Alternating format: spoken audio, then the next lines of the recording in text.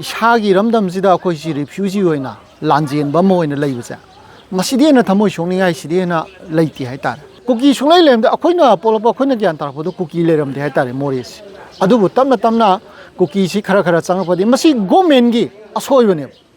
lupa changwa lising na Aadhaar card sare changwa lising na voter card sare makoina relief camp si leiba akoi periphery da leiba sing sidi tam ahum lok thokna makhoi sidi pusalani aduga chuchampur more amadi kangpokpi gi sina maming yawraktaba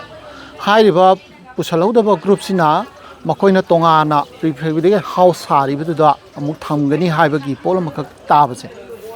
tasini am nungaite maramdi akhoi Esagi Eramdam sida akhoi si refugee oina lanjen ba mo oina leibase masidi na Thamoi Sokningai sidi na leiti haitar adu more chuchampur haisisu Manipur gi padamani akoina mafam du da leirisi kayamna wana du da khangna leigi hakanda Burma rom dei changjalakpa akogi mitop akogi mayamna narco terrorist kuki gan haiba adugumba haitare drug mafia gumba kuki somdegi changjalaiba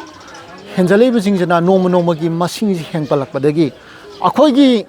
kuki sunglai lemda akoina polapa akoina gyan tarpodo kuki leramde haitare moris adubu tamna kuki si khara changapadi masi government gi asoibane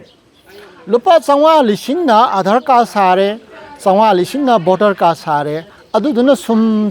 tawrakanda magi changwa lising duna ngasidi akodi lanjelale Esagi Eramdam da akoi lanjelali se akoi government gi employee ba ADC oiba DC oiba natraga magi staff sing oiba natra Aadhaar natraga na document sing sari ba kangbu sing sa makoi gi khut yam chawni yawe akoi na lanjelai